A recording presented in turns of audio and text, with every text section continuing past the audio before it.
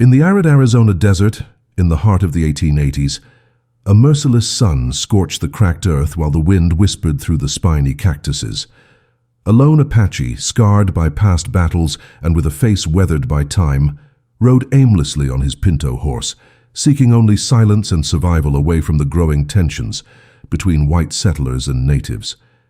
His dark eyes scanned the horizon when a familiar, agonizing sound cut through the air, the desperate cry of a child. Following the wail, he found a white girl of about 8 years old, barefoot and covered in red dust, who ran towards him. Between gasping sobs, she pleaded, "Sir, my mother is dying." The scene unfolded at the edge of a weather-beaten wooden cabin where a woman lay agonizing. The Apache, accustomed to being seen as a mortal enemy by the settlers, hesitated for a long moment, feeling the weight of generations of conflict on his shoulders. Still, something in his war-hardened heart wouldn't allow him to turn his back on that innocent plea. Deciding to help against all his instincts for self-preservation, he dismounted and entered the makeshift cabin. He found the woman in a deep delirium, with a severely infected wound on her right leg that exuded a nauseating odor of necrotic flesh. The putrid smell mingled with the aroma of stale bread, forgotten on a rustic wooden table. The walls were decorated only with faded photographs and a crude wooden cross. The Apache knew that every minute lost could cost the woman's life, but helping meant risking being accused of kidnapping or murder if armed settlers surprised them together. As night fell over the desert and the biting cold began to seep through the cabin's cracks, he improvised remedies with medicinal herbs he always carried in his leather pouch. Each movement was accompanied by the sharp pain of personal memories. His own wife had died similarly 3 years earlier, a victim of wounds he couldn't heal. The feeling of powerlessness consumed him again as he struggled to save a stranger who belonged to the people who had destroyed his family. At dawn, as the first golden rays of sun began to illuminate the arid plain, a cloud of dust on the horizon announced the arrival of 5 armed white riders, drawn by the child's desperate cries during the long night. Their faces, hardened by prejudice and distrust, left no doubt about their intentions. The Apache knew perfectly well that he would be judged not by his compassionate actions, but solely by his ethnic origin and the color of his skin. Tension filled the small cabin like an impending storm. The mother was still delirious with a high fever, mumbling incomprehensible words, while the desperate child clung tightly to his leg, pleading with him not to leave. The men from the nearby village, with loaded Winchester rifles pointed directly at his chest, demanded immediate explanations with harsh, threatening voices.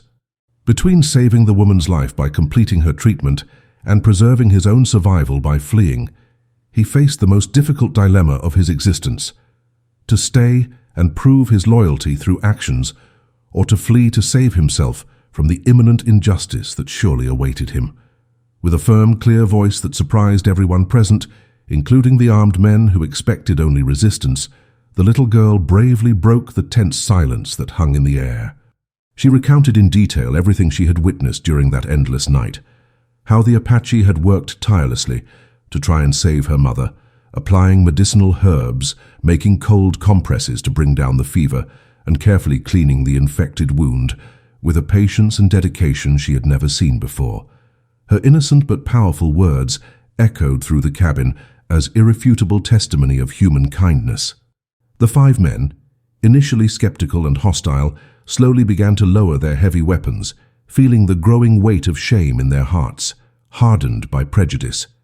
Their faces gradually transformed from blind rage to something close to genuine embarrassment. The reality of the situation finally penetrated their minds. They had almost committed a terrible injustice against someone who had shown more compassion and humanity than they themselves were capable of showing. The Apache, demonstrating a silent dignity that deeply impressed everyone present, asked for no gratitude, recognition, or even an apology for the moments of terror he had faced. With calm and deliberate movements, he adjusted his worn wool blanket over his broad shoulders, carefully gathered his few personal belongings, a leather canteen, his pouch of medicinal herbs, and a small knife, and walked towards the worn wooden door. His footsteps echoed softly on the dirt floor as he headed to where his horse waited patiently tied to a post. The woman, her fever now lowered and breathing more easily, murmured words of thanks that he pretended not to hear. Mounting his horse with the natural grace of one born to a nomadic life, he rode away without looking back a single time. Behind him, the constant desert wind raised golden dust devils, forever carrying with it the indelible image of a man who, for one crucial night, had consciously chosen universal compassion over the ancestral hatred that had defined entire generations of his people. In the following weeks, the story of that improbable encounter spread through neighboring settlements like wildfire, being told and retold in dusty saloons, simple churches, and around family bonfires. The little girl, now with her mother fully recovered thanks to the Apache's care, became a passionate advocate for the idea that humanity transcends the barriers of race, culture, and history. She grew up carrying this precious lesson in her heart, eventually becoming one of the first white women in the region to publicly defend the rights of Native Americans.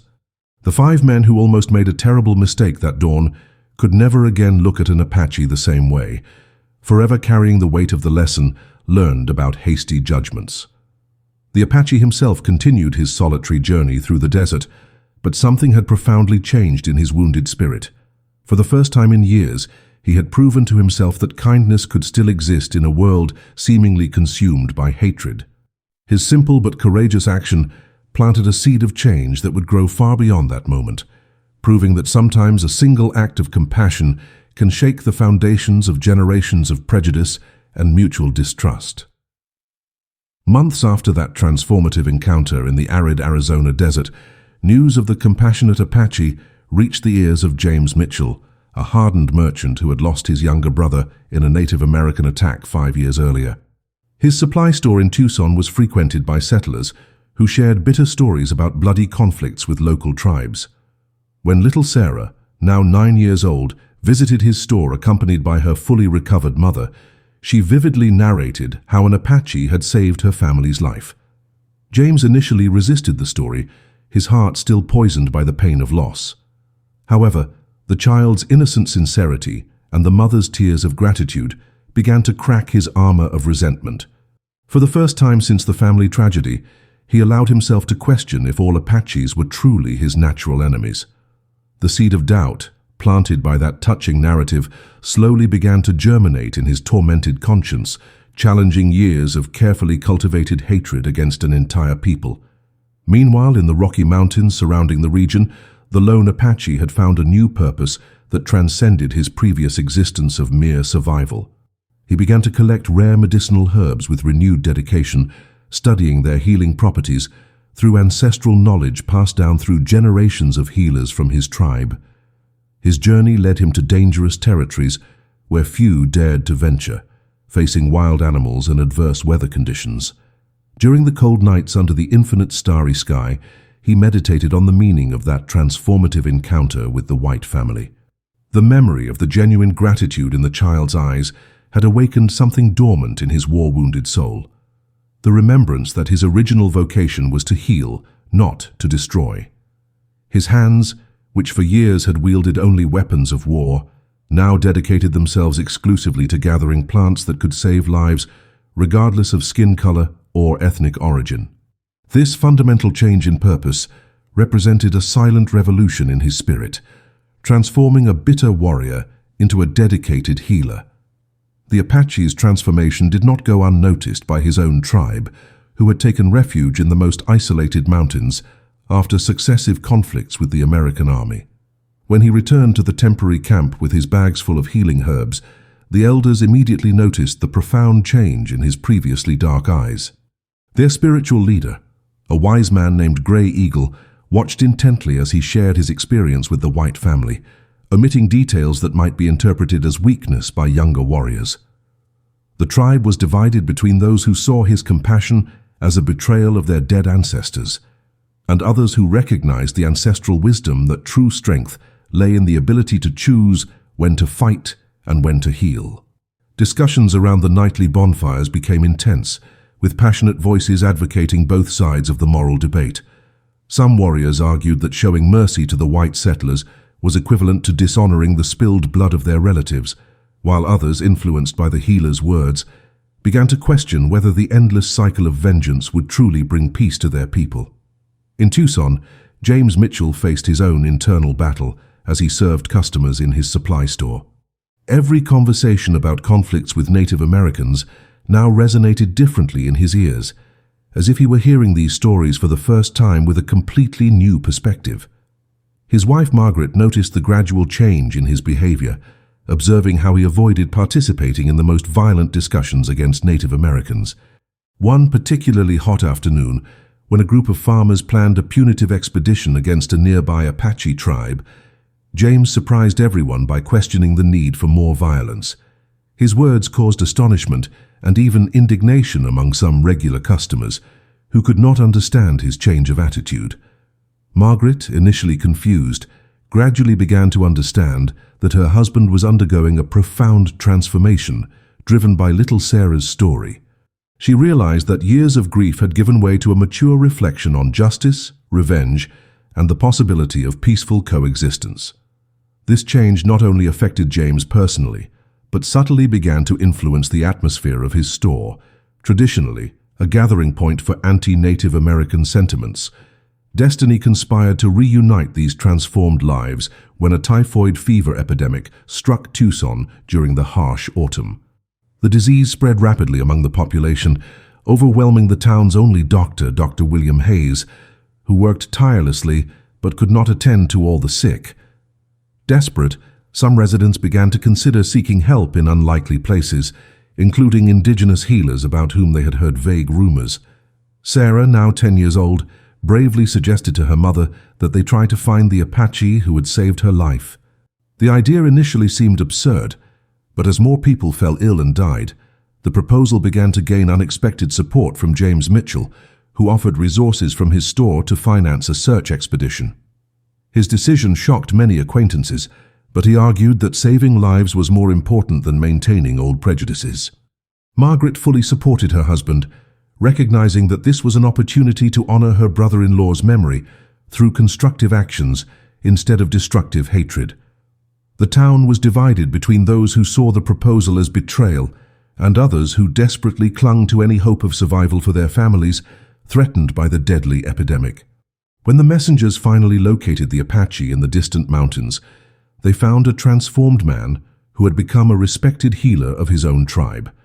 His reputation as a lifesaver had grown exponentially, and he now carried with him medicinal knowledge that combined ancestral traditions with practical observations acquired through recent experiences. Initially hesitant to return to white territory, where he could face hostility or even death, he was convinced by the desperate pleas and the specific mention of little Sarah, who had defended him months earlier. His decision to help was not taken lightly. It represented an enormous personal risk and an extraordinary act of faith in the humanity of the people who had historically been his enemies.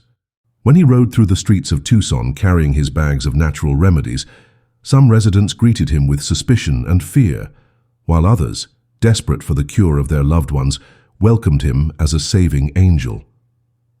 Working side by side with Dr. Hayes, he demonstrated that traditional Apache medicine, when combined with modern techniques, could be extraordinarily effective against the epidemic.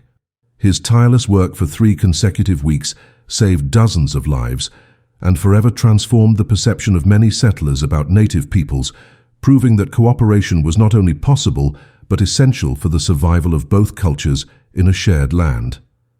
When the epidemic finally ceased and the last families recovered from the devastating typhoid fever, Tucson had become a fundamentally different place than it was just a few months prior.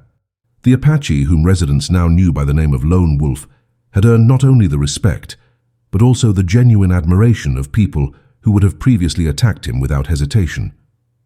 James Mitchell organized a ceremony of thanks at his store, transforming the space that once echoed with conversations of hatred into a place celebrating human unity. Dr. Hayes, initially skeptical of native healing methods, became a passionate advocate for integrating traditional medicinal knowledge with modern medicine. Sarah, now an eloquent young woman, spoke emotionally about how a single act of kindness had saved not only her mother but an entire community. Her speech brought tears to the eyes of hardened men who finally understood that their prejudices had almost deprived them of a savior.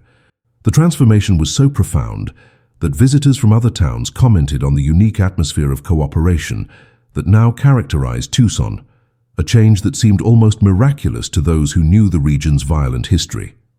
Lone Wolf, in turn, faced his own internal transformations as he observed the impact of his actions spreading like ripples in a calm lake. His tribe, initially divided over his choices, began to recognize the wisdom of his approach when other native groups in the region reported positive changes in settlers' attitudes. Elders who had lived through decades of conflict began to consider the possibility that perhaps a different path existed than perpetual war. Young warriors, inspired by his example, began to question whether true courage lay only in fighting enemies or also in building bridges over seemingly insurmountable divides.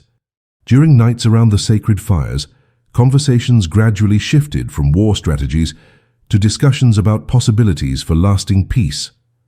Grey Eagle, the spiritual leader, declared that ancestral spirits had sent Lone Wolf as a messenger of a new era, where strength would be measured by the ability to transform enemies into allies. This change in perspective did not happen overnight, but grew slowly like a resilient plant that flourishes even in arid soil, representing genuine hope that future generations could know peace instead of constant war. The transformative influence of these events began to spread beyond Tucson's borders, reaching neighboring communities through traveling merchants, family correspondence, and official reports documenting the successful collaboration during the public health crisis. Governors of adjacent territories began to reconsider hostile policies against native tribes, recognizing that cooperation could be more effective than constant military confrontation in maintaining regional peace. Newspapers in distant cities published articles about the Tucson Miracle, describing how former enemies had worked together to save human lives regardless of ethnic origin. Religious missionaries cited the story as an example of universal Christian principles being practiced by people of different cultures and beliefs. Military officials, traditionally skeptical about peaceful alternatives, began to study the case as a potential model for conflict resolution in other troubled regions. Scholars from Eastern universities sent researchers to document and analyze the factors that contributed to this extraordinary social transformation. What had begun as a casual encounter in the desert was becoming a historical landmark that challenged established narratives about interethnic relations in the American West, inspiring similar reconciliation movements in distant territories. Margaret Mitchell, James's wife, became one of the most eloquent voices in advocating for the new approach of peaceful coexistence emerging in Tucson. Her personal transformation was particularly notable, as she had initially resisted her husband's changes in attitude, fearing reprisals from conservative neighbors. However, after personally witnessing how Lone Wolf had cared for her own daughter during the epidemic, applying cold compresses to her feverish forehead with the same tenderness any father would show, she became a passionate advocate for the cause. Margaret began organizing weekly gatherings at her home, where women in the community discussed practical ways to build positive relationships with native families in the region. These meetings, initially small and discreet, quickly grew in size and influence, attracting participants from various religious denominations and social backgrounds. She developed cultural exchange programs where white children learned traditional Apache crafting techniques, while young natives were introduced to formal Western education. Her initiatives not only promoted mutual understanding, but also created beneficial economic ties for both communities, demonstrating that peace could be not only morally superior, but also economically advantageous for all involved in the process of historical reconciliation. Dr. Hayes, deeply impressed by the effectiveness of traditional Apache healing methods, decided to dedicate a significant part of his time to documenting and studying these ancestral techniques. He established a formal partnership with Lone Wolf, creating the territory's first integrated medical clinic, where Western medicine and native healing practices were combined systematically and scientifically.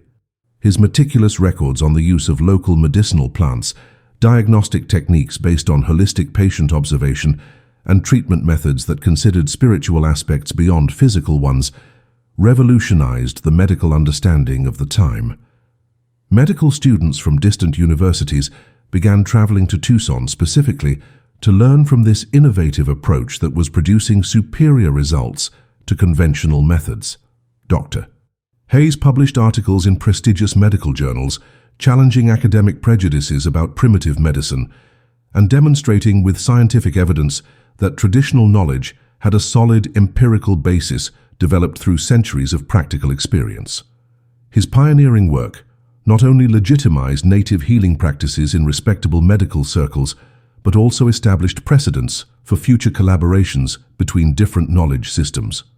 This scientific validation was crucial for overcoming institutional resistance and paving the way for broader reforms in government policies related to Native American peoples. 5 years after that first transformative encounter in the arid desert, Sarah had grown into a 15-year-old young woman whose natural eloquence and passion for social justice established her as one of the most respected voices in advocating for Native American rights. She regularly traveled to other towns and territories, telling her personal story and demonstrating through practical examples how prejudices can be overcome when people allow themselves to truly know each other. Her lectures attracted diverse audiences, from curious farmers to influential politicians, all fascinated by her unique perspective as someone who had grown up witnessing the transformation of an entire community. Lone Wolf, now officially recognized as a territorial medical consultant, had permanently settled between Tucson and the mountains, serving as a living bridge between two worlds that were learning to coexist harmoniously. James Mitchell had significantly expanded his business, establishing trade routes that benefited both settlers and native tribes, proving that economic prosperity and social justice could go hand in hand. His store had become a symbol of hope, where people of all backgrounds gathered to resolve differences through dialogue instead of violence, demonstrating that lasting change was possible when courageous individuals chose compassion instead of hatred as a guide for their daily actions. A decade had passed since that fateful encounter in the desert, and Tucson was now nationally recognized as a model of harmonious coexistence between different cultures. Sarah, at 18, had received a scholarship to Harvard University, where she intended to study law with a focus on indigenous rights. Her departure was marked by a special ceremony where both settlers and Apaches gathered to bless her educational journey. Lone Wolf, now with graying hair but still vigorous, presented her with a turquoise necklace that had belonged to his late wife, symbolizing the continuity between generations and cultures. James Mitchell, whose businesses thrived through fair trade with local tribes, promised to financially support her studies, recognizing in her the hope for future legislative changes. Dr. Hayes, whose integrated medical work had been documented in widely distributed books, wrote letters of recommendation emphasizing her exceptional maturity and unique perspective. Margaret Mitchell wept discreetly, proud of the young woman who had grown up before her eyes, transforming a traumatic childhood experience into a life purpose dedicated to social justice and reconciliation between historically conflicting peoples. As Sarah prepared for her journey east, significant political changes were occurring in the territorial capital. The newly elected governor, influenced by positive reports about Tucson and growing pressure from progressive voters, announced the formation of a special commission to revise government policies related to native peoples. This commission included representatives from various tribes, something unprecedented in territorial history, and aimed to develop legislation that protected traditional rights while facilitating mutually beneficial economic integration. Lone Wolf was invited to serve as a principal consultant, recognizing his unique experience in navigating between two different cultural worlds. His appointment caused controversy in conservative circles, but garnered overwhelming support from communities that had experienced the benefits of intercultural cooperation. National newspapers extensively covered these developments, highlighting how a territory previously known for violent conflicts was leading innovative reconciliation efforts. Scholars from prestigious universities began studying the Tucson model as a practical example of how divided societies can find paths to unity through visionary leadership and a popular will to overcome deeply rooted historical prejudices. The influence of Sarah and Lone Wolf's story had transcended regional borders, inspiring similar movements in other territories and states where ethnic tensions persisted as open wounds in the national conscience. Letters regularly arrived in Tucson from distant communities, requesting advice on how to implement reconciliation programs based on the model organically developed in the city. Margaret Mitchell, recognizing the growing demand for practical guidance, established a formal organization dedicated to training community leaders in intercultural mediation techniques and building trust between historically hostile groups. Her initiatives attracted funding from Eastern philanthropists who saw potential to apply these methodologies in urban conflicts involving European immigrants and established communities. Dr. Hayes developed medical protocols that could be adapted to different cultural contexts, demonstrating how traditional knowledge from various ethnicities could enrich modern medical practice. James Mitchell expanded his commercial operations to include consulting on sustainable economic development that benefited multiple communities simultaneously. The success of these initiatives established Tucson as a center of excellence in interethnic relations, attracting international visitors interested in learning from this unique American experience of social transformation based on individual compassion that had blossomed into lasting systemic change. At Harvard University, Sarah quickly distinguished herself among her peers, not only for her exceptional intelligence, but also for her unique perspective on social issues that dominated academic debates of the time.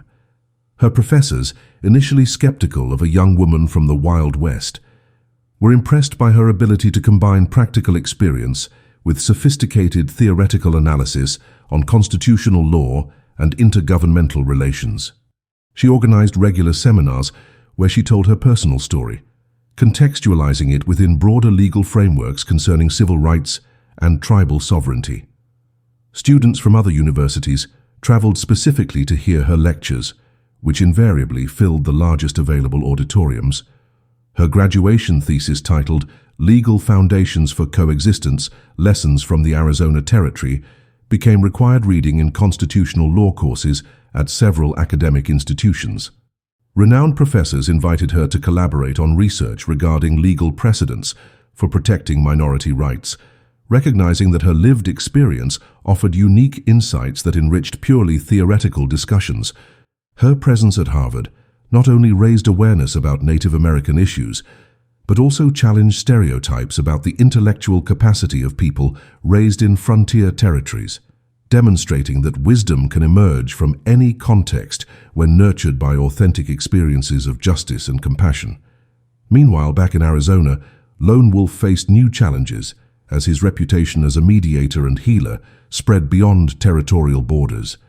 Tribes from distant regions sent delegations requesting his guidance to resolve internal conflicts or negotiate agreements with local authorities.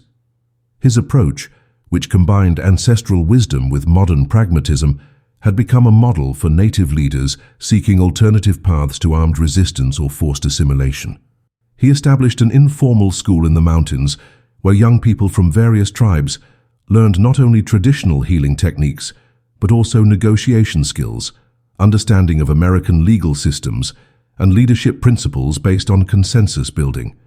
His teachings emphasized that preserving ancestral culture did not mean rejecting useful knowledge from other traditions, but rather creating innovative syntheses that honored the past while preparing for the future.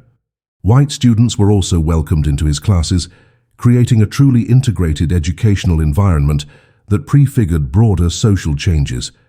His educational work not only trained a new generation of intercultural leaders, but also documented traditional knowledge that was at risk of disappearing as elders died without fully transmitting their wisdom to younger generations who were rapidly adapting to the modern world. When Sarah returned to Tucson after graduating summa cum laude from Harvard Law School, she found a community that had continued to evolve in her absence, but that maintained the fundamental values of compassion and cooperation that had defined its original transformation. Now a qualified lawyer specializing in tribal law, she established the territory's first legal office dedicated exclusively to defending indigenous rights and intercultural mediation. Her practice quickly attracted cases from throughout the American Southwest, establishing important legal precedents that protected traditional lands while facilitating sustainable economic development. Lone Wolf, now recognized as a respected elder by multiple tribes, worked closely with her to ensure that legal solutions respected both American law and ancestral traditions. James and Margaret Mitchell, now proud grandparents of a growing family, continued their community initiatives while mentoring a new generation of local leaders. Dr. Hayes, whose integrated medical work had influenced practices across the country, established a medical school that formally incorporated traditional healing knowledge into the standard curriculum. Tucson had become a living symbol that profound social change was possible when courageous individuals chose to build bridges instead of walls, proving that a single act of compassion could truly transform not only individual lives, but entire social structures and the course of regional history.